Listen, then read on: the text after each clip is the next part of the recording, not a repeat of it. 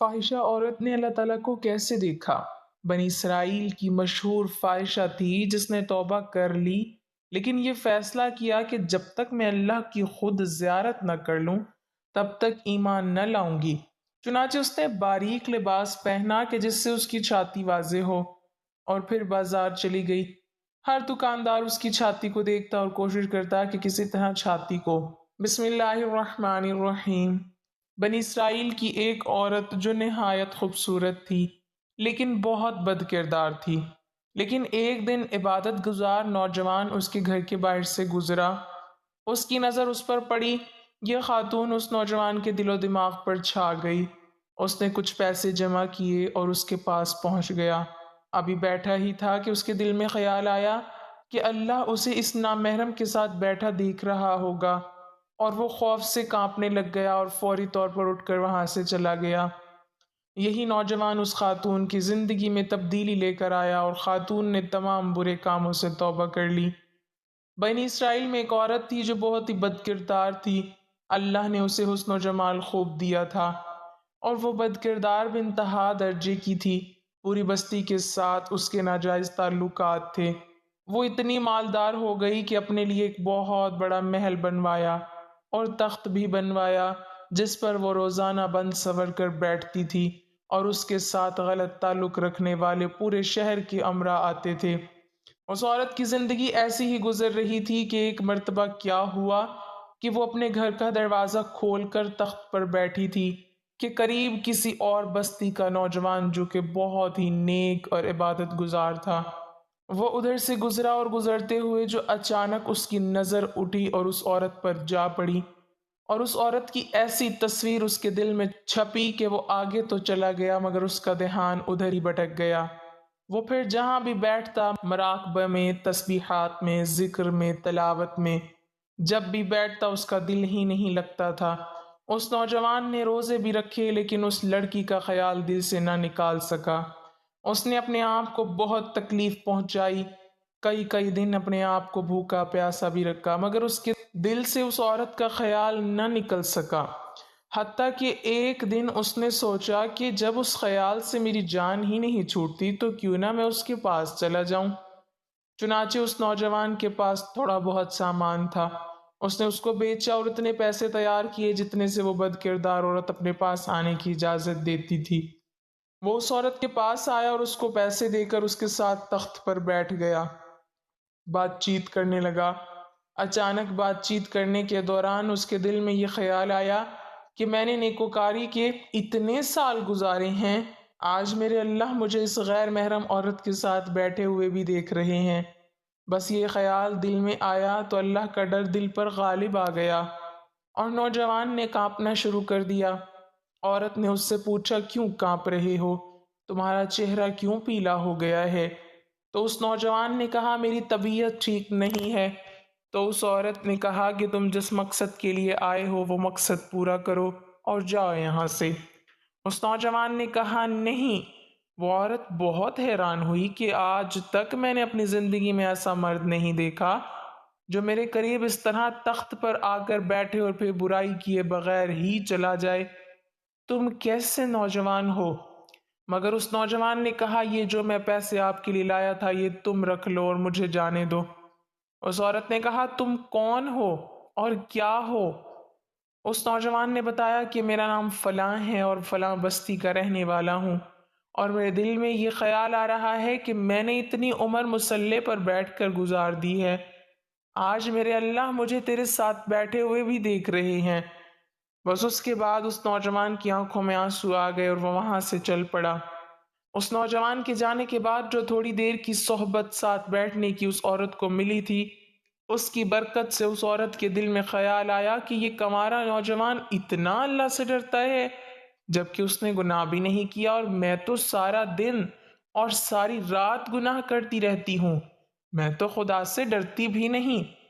اس کے دل میں شرمندگی پیدا ہوئی، کروں تو کیا کروں؟ دل میں خیال آیا کہ اچھا جاتی ہوں، حضرت موسیٰ علیہ السلام سے پوچھتی ہوں کہ میرے لیے بھی کوئی توبہ کی گنجائش ہے۔ وہ اپنے گھر سے نکل کھڑی ہوئی۔ اب اس کو بستی کا ایک ایک بندہ پہچانتا تھا۔ وہ اتنی نامی گرامی چیز تھی۔ وہ چلی اور جا کر حضرت موسیٰ علیہ السلام کو دیکھا تو وہ اس وقت بنی اسرائیل کے لوگوں کو نصیحت فرما رہے تھے۔ اس نے کسی آدمی کے ذریعے پیغام بھیجا کہ حضرت موسیٰ علیہ السلام سے جا کر کہو میں ان سے ملنا چاہتی ہوں۔ اس خدا کے بندے نے سیدھا جا کر سب کے سامنے کہہ دیا کہ حضرت آپ سے فلاں عورت ملنے آئی ہے۔ جب حضرت موسیٰ علیہ السلام نے نام سنا تو بہت جلال آیا کہ لوگ کیا سوچتے ہوں گے کہ ایسی عورت ان سے کیوں ملنے آئی ہے، ان کا کیا تعلق ہے۔ اس سے حضرت موسیٰ علیہ السلام نے غصے میں کہہ دیا کہ چلی جائیں یہاں سے، میں نہیں اس سے مل سکتا۔ اس بے وقوف نے آ کر کہا میں نے بات کہی تو وہ بہت خفا ہو گئے ہیں اور تم سے نہیں ملنا چاہتے۔ وہ عورت ڈر گئی، اس نے کہا میری بدکاریاں ایسی ہیں کہ اللہ تو مجھ سے پہلے ہی ناراض ہے، تو اللہ کے نبی بھی مجھ سے بات کرنا نہیں چاہتے، میرے لیے تو اب دنیا میں کوئی ٹھکانہ نہیں۔ بڑے اداس اور بوجھل قدموں کے ساتھ وہ وہاں سے چل پڑی اور واپس آ گئی، اور اسے سمجھ نہیں آ رہی تھی کہ وہ کرے تو کیا کرے۔ اب وہ حیران تھی کہ اللہ کے نبی نے بھی مجھ سے بات کرنا گوارا نہیں کیا، میں اتنی گری ہوئی چیز تو ہوں، وہ بات کرنا بھی نہیں چاہتے۔ چنانچہ وہ گھر آئی اور گھر کی کنڈی لگائی۔ اس نے اپنے کسی بڑے سے سنا ہوا تھا کہ بندہ جب اپنے رب کو منانا چاہے تو اس کو چاہیے کہ وہ اس کے سامنے سجدہ کرے۔ چنانچہ اس کو کوئی اور طریقہ سمجھ نہیں آ رہا تھا۔ گھر کی کنڈی لگا کر ایک جگہ اس نے مصلی بچھایا اور اللہ کے سامنے سجدہ کیا۔ اسے پوری دنیا میں کوئی اور نجات کا راستہ نظر نہیں آ رہا تھا۔ پھر اللہ کی شان دیکھیے، اس نے ساری رات عبادت میں گزاری۔ اگلے دن اس کے دل میں خیال آیا کہ میں عورت ذات ہوں، اکیلی اس مکان میں نہیں رہ سکتی، ایک میری خادمہ ہے، تو میں اگر نیت بھی کر لوں تو جتنے لوگوں نے میرے ساتھ بدکاریاں کی ہیں وہ مجھے یہاں نہیں رہنے دیں گے، تو بہتر یہ ہے کہ میں اس جگہ کو چھوڑ کر چلی جاؤں۔ اس عورت نے فیصلہ کر لیا کہ میں یہاں سے چلی جاتی ہوں۔ اس نے اپنے آپ کو ایک سادہ کپڑے میں لپیٹا تاکہ کوئی کپڑوں اور حسن و جمال کو نہ دیکھ سکے کہ یہ کون جا رہی ہے۔